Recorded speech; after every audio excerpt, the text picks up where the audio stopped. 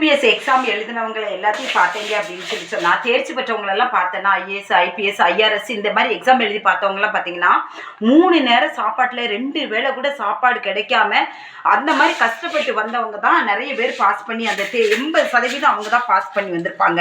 ஏன்னா அவங்களுக்கு தான் வறுமையை பற்றி தெரியும்.